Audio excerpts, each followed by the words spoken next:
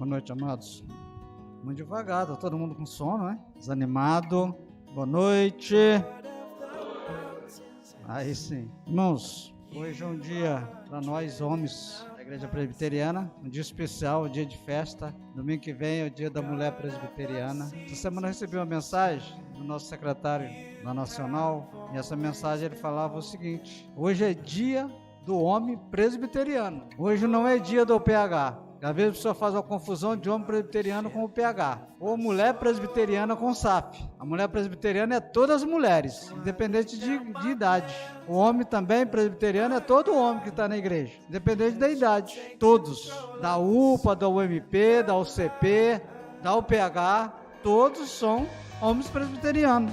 Muitas das vezes acontece da gente preparar um trabalho para os homens presbiterianos, ela fala, não vou porque eu não sou da UPH. Ou as mulheres também acontece a mesma coisa. Então ele falou, e é verdade, nós temos às vezes fazer essa confusão, e não é. Nós somos homens presbiterianos. Ontem nós tivemos um culto maravilhoso na primeira igreja presbiteriana de Vilar dos Teles, onde estava super lotado. Homens presbiterianos de vários lugares do estado do Rio de Janeiro estavam lá com a gente. Não estava ali somente as pessoas que eram do PH, tinha jovens. Tinha o SAF também, estava lá com a gente, abrilhantando o culto de adoração ao nosso Deus. Meus irmãos, eu queria, antes de falar qualquer coisa sobre o texto que eu vou ler, sobre a nossa responsabilidade. Nós cantamos, no primeiro cântico nós cantamos aqui hoje, inclusive, nós falamos sobre sonda-me de novo, e dizemos para o Senhor, usa-me. Na Isaías, quando o Senhor fala para Isaías, a quem enviarei? Isaías diz, usa-me. Ele diz assim, estou aqui pronto a obedecer. Às vezes nós cantamos para que o Senhor nos usa, mas não damos lugar às vezes para o Senhor usar. Tem que pensar nisso. Em quê? Usar a mim em quê? O Senhor me usar para quê? Quando o Senhor estava passando perto dos discípulos, tinha 2 discípulos pescando, e o Senhor disse para eles, siga-me e eu farei de vós, o quê? O pessoal da UPH principalmente sabe, eu farei de vós, o quê? Pescadores de homens. E eles deixaram tudo, segundo a palavra de Deus, e deixaram as suas redes que eles estavam pescando. Então o Senhor falou, para de pescar aí que eu vou fazer você pescador de homens. E como é que seria esse pescador de homens? Como é que seria? Pregando o evangelho, anunciando a palavra de Deus. Às vezes a gente faz tanta coisa, a gente fala de tanta coisa, mas às vezes o principal a gente deixa de falar para aqueles que precisam ouvir. Então quando nós falamos, usa-me, diz o Senhor, me dá coragem para falar da tua palavra, me dá coragem, me dá ânimo, tira de mim todo medo, porque às vezes nós temos medo de falar. A gente costuma falar muito de Jesus quando estamos reunidos entre nós mesmos, verdade? É ou não é? Mas para falar para aquelas pessoas que estão lá, abandonadas, precisando de ouvir, falar de Jesus para a vida dele, como está a sua coragem? Como está a minha coragem de chegar e abrir e dizer para ele, Jesus ama você, ele quer mudar a sua vida? Jesus diz, olha, farei de vós pescador de homens. Era nesse sentido, de pregar o evangelho. E o nosso moto do homem presbiteriano, ele fala, tem 3 palavras muito interessantes. Aqui tem 2, aqui tem 3, aqui 1004, que faz parte da UPH. Os homens presbiterianos têm que aprender isso. Não importa onde você esteja, você está na igreja presbiteriana. Então você é homem presbiteriano. Domingo que vem é o dia da mulher presbiteriana. Você é mulher presbiteriana. Então vocês devem saber, devem conhecer um pouco da história da igreja, a história da mulher presbiteriana, a história do homem presbiteriano, como fundou, quantos anos tem a SAF, a UPH. A UPH é uma sociedade interna, sociedade de homem presbiteriano. A SAF é a mesma coisa, sociedade feminina, auxiliador feminina. Aí por aí vai. Tem que saber um pouquinho disso. E o nosso moto fala. Qual a primeira palavra que o nosso moto fala? Quem sabe? Hein? Nesse mundo que nós vivemos, cheio de problemas. Nós temos problema de guerra, problema de fome, problema de violência, problema de doença, problema de várias situações, problemas familiares. E como pode resolver isso? Quem é que você confia para resolver toda a situação? Para você vencer as batalhas da vida? Confiar em quem? Hein? Nossa moto diz assim, confiança em Jesus.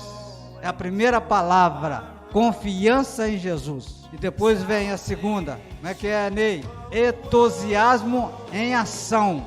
Essa palavra entusiasmo em ação, irmãos. Eu estava inclusive vendo hoje no dicionário, né?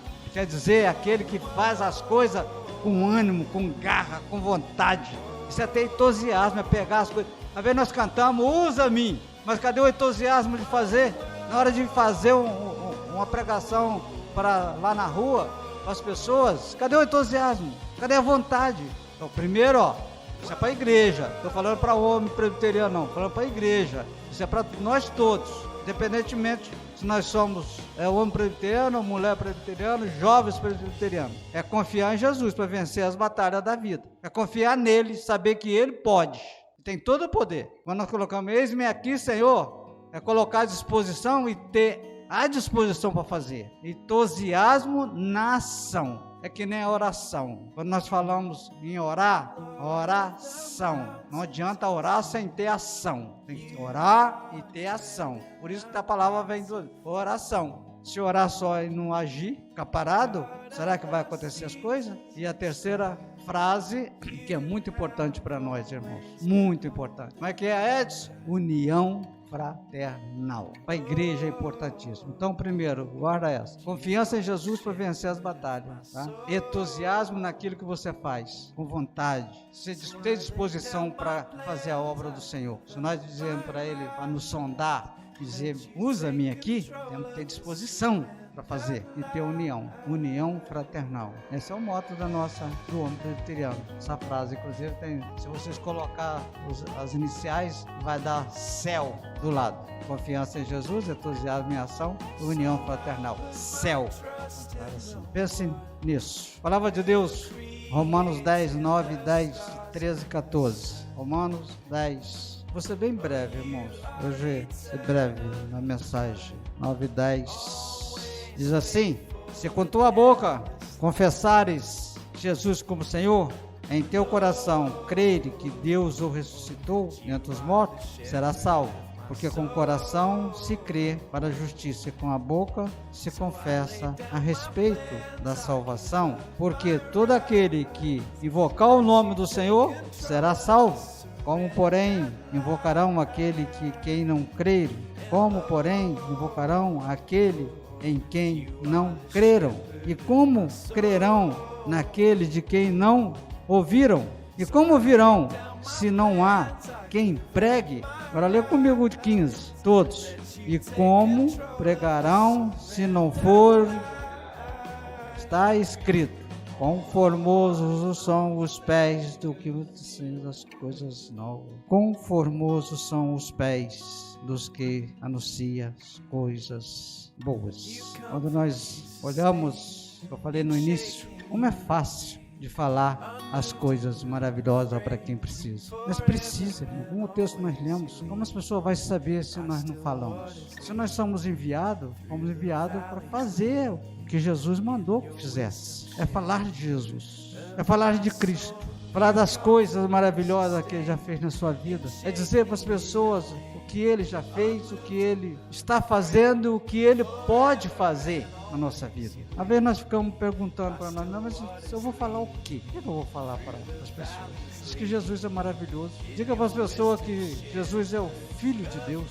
Diga para as pessoas que Jesus é o Emanuel. Diga para as pessoas que Ele é o Rei dos Reis, o Deus forte, maravilhoso, Príncipe da Paz. É fácil de falar. Toda vez nós questionamos de como anunciar o Evangelho. O próprio Jesus diz que ide por todo o mundo e pregai o Evangelho. Ide a toda a criatura. Ele não diz, ele não especifica quem deve pregar. A toda a criatura. Aí diz mais, quem crê e for batizado será salvo. Mas quem não crê será condenado. Você sabe quem vai crer e quem não vai? Não sabemos. Por isso ele diz, pregai a todos. Falai das maravilhas de Deus a todos. Falai do sacrifício de Cristo a todos. Não sabemos. Às vezes nós falamos com uma pessoa, as pessoas parecem que não ouvem, mas nós não sabemos a proposta de Deus para o futuro. A história do Santo Agostinho, né? Muito interessante. Segundo a história, consta que a mãe dele orou pela vida toda para ele se converter, e ele não se converteu. Depois que ela faleceu, ele veio se converter. Quantas histórias existem assim? Que nós não sabemos o tempo de Deus na vida das pessoas. Isso é necessário que nós falamos. Tem uma frase que diz que não adianta confessar que Cristo é o Senhor se você não obedece aos seus mandamentos. Se nós não obedecemos os mandamentos do Senhor, de pregar esse evangelho, o próprio Jesus diz que é hipocrisia da nossa parte. É uma frase bem pesada para nós. Porque às vezes nós falamos, nós somos salvos, nós estamos aqui para cumprir o desejo do Senhor, mas não fazemos aquilo que o Senhor manda a gente fazer. E o próprio Jesus diz: se você não cumprir meu mandamento, você não é meu discípulo. Discípulo é aquele que cumpre, aquele que obedece. Temos que analisar, irmãos. E por que me chamais Senhor, Senhor, e não fazeis o que eu digo? Lucas 6,46. Você me chama de Senhor, mas não faz o que eu mando. Aquele que chama de Senhor, obedece o seu Senhor. Porque o texto que nós lemos diz que é a boca que fala daquilo que está cheio o coração. Se nós, muitas das vezes, irmãos, a gente encontra os amigos conversando de vários assuntos. Assunto de futebol, assunto da guerra do Israel, assunto da violência que aconteceu no nosso bairro, várias coisas. Mas falar de Jesus, às vezes, foi muito pouco. E às vezes o momento de falar de Jesus é quando a gente está conversando em amigos, em colegas, para falar das maravilhas do Senhor. Mateus 12:34b diz que pois do que há em abundância no coração, disso fala a boca. Não é que a nossa boca tem falado, se a nossa boca tem falado outras coisas e não tem falado de Jesus, o nosso coração está vazio. Vazio de quê? Vazio do Espírito Santo, vazio de Cristo. Está cheio de tantas outras coisas, mesmo do Senhor Jesus. Pois o texto diz que você fala aquilo que está cheio o teu coração. Como, porém, invocarão aquele a quem não crê? As pessoas que não creem não invocam o Senhor, porque ele não crê. Ele precisa crer.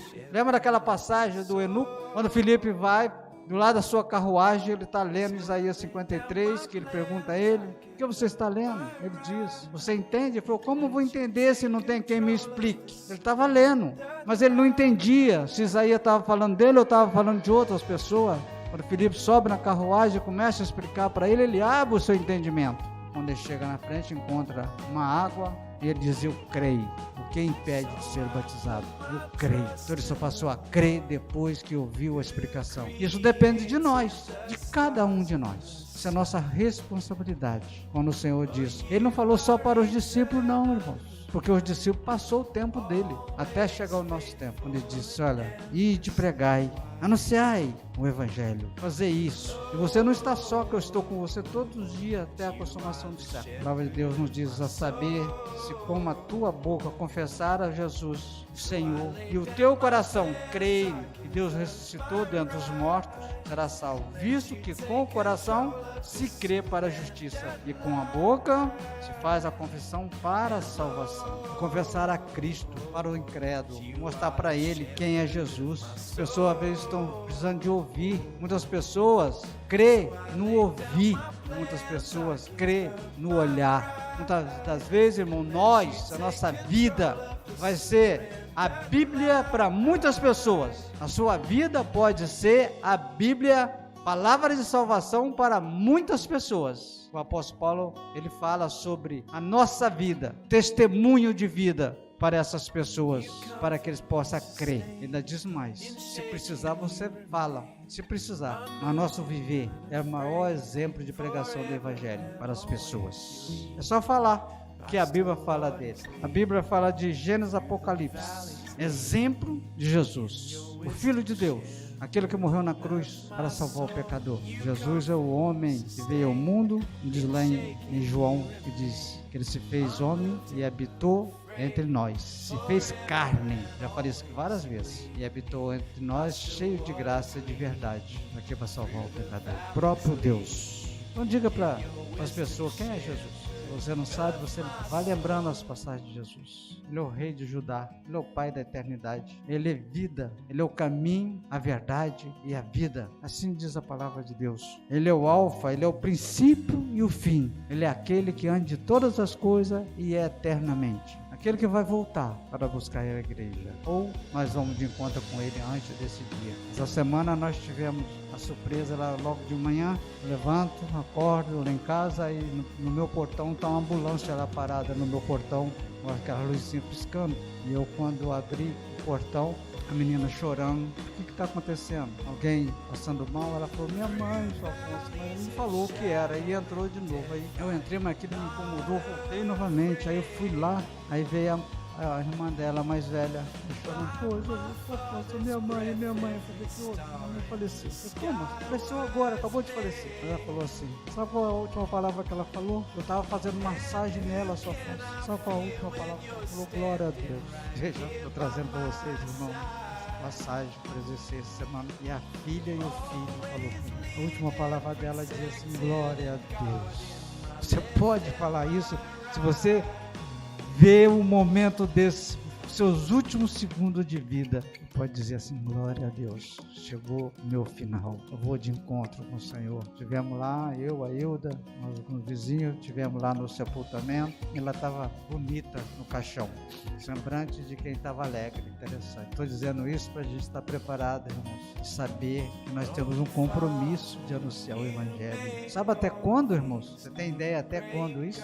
Ele diz assim, até a consumação do século. Sabe até quando isso? Até o final da sua vida. E às vezes nós perdemos tempo em tantas coisas, inclusive eu, perdemos muito tempo ao invés de estar anunciando o Evangelho. Isso é uma ordem do Senhor. Fale o que Ele é. Dá testemunho de vida, testemunha do que Ele falou que era para a gente fazer, testemunho do que Ele já fez, testemunho do que está fazendo e testemunho do que Ele pode fazer, vai fazer futuramente na sua vida. Isso é crer, é ter certeza que o Senhor Jesus é o único que pode salvar a vida do pecador, que Ele não disse, eu vim para salvar o pecador. Palavra do Senhor a nossos corações nessa noite. Amém?